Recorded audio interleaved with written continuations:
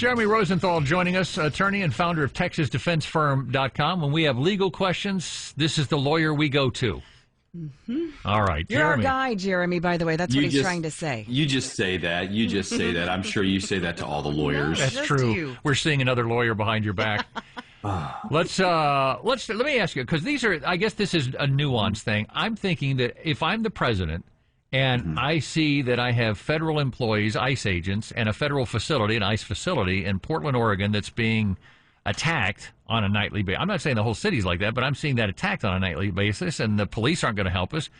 Don't I have the freedom to send in federal troops, to our National Guard troops, to defend that?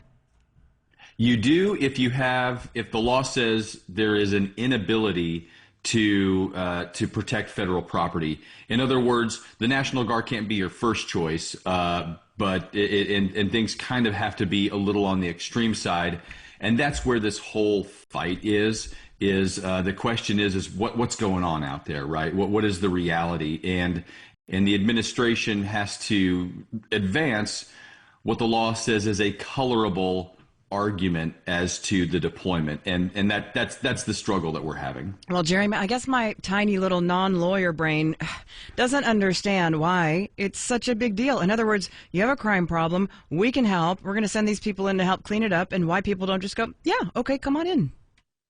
I think, well, first off, it has a lot to do with this is a big urination contest. Let's be clear, between the governors of Oregon and the governors of Illinois and the president of the United States. It's political. Let's get that out of the way, because I think we all know that that's some of the boundaries here. On top of that, I think liberals, progressives would argue that, look, there is there's state sovereignty here, and there is a big separation in this country between civilian and the military, and I think that's what they would say. And obviously, President Trump, the conservatives, are saying, well, look, this is a federal facility; it's under attack, and we have the ability to protect it, and we have to do that. And not only that, to your point, exactly. Look, we're here to help, right?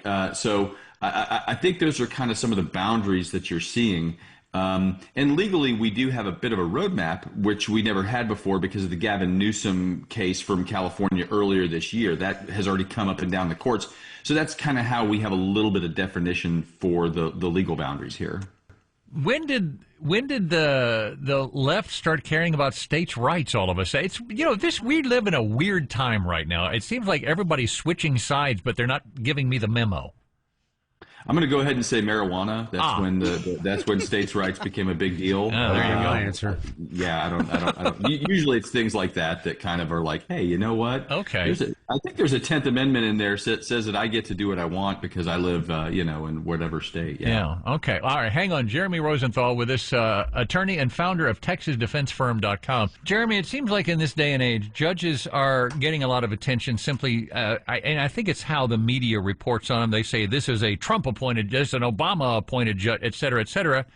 The idea of a judge was not supposed to be who they were appointed by. It was supposed to be their interpretation of the law, and it seems like we've gotten way away from that now, and I hear people arguing this all the time, that they think, well, that's unconstitutional, and this is translation, I don't agree with the decision, therefore it's unconstitutional. We don't even know what any of this is for. Nobody knows civics anymore. I think you're exactly right, and I think that's one of the big problems with sort of our broken narrative. People are result oriented. We just are. When they tell me Des Bryant didn't make the catch at the 2-yard line, I know that they're wrong because I'm a Cowboys fan, right? Yeah, right. And we tend to view judges sort of the same way. We kind of see the outcome first, and then the result sort of second. And judges are people; they're human too.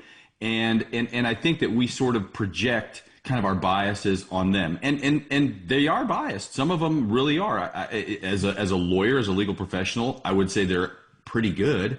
I know a lot of judges who a good judge goes to work and makes decisions that they don't like and says, I hate doing this, but it's the law. That's what a good judge does. That's what a strong judge does. A weak judge is like the one that kind of screws the Dallas Cowboys because they love the Packers too much, and that's true. We did get hosed.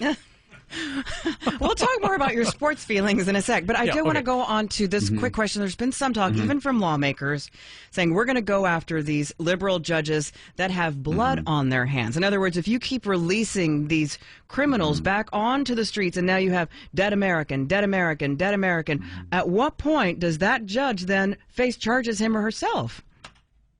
If they're a federal judge, the remedy is impeachment. And that's really, really, really hard to get to. And we disagree with how you've ruled is almost impossible to reach that standard for impeachment. And that's just the price that we pay for having an independent judiciary. And look, Are they independent? What's that? Well, they look. There is no, if we think about it, if we go and we just sort of look at it from 40,000 feet, there is no way to have a judge selected out of thin air. They either have to be elected or appointed or somehow anointed, or how are we going to do that, right? And that is always going to be a political process.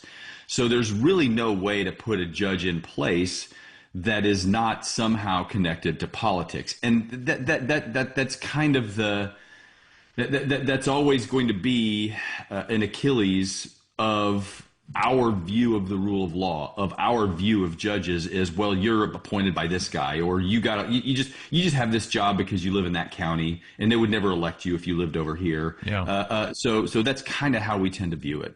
Okay. All right. Jeremy Rosenthal, attorney and founder of TexasDefenseFirm.com. You're back in our good graces. Yeah. So, all right. For the moment. Thank you. All right, for the moment. Thanks, Jeremy. We'll drop all the other attorneys for the thing, but we'll see you next time.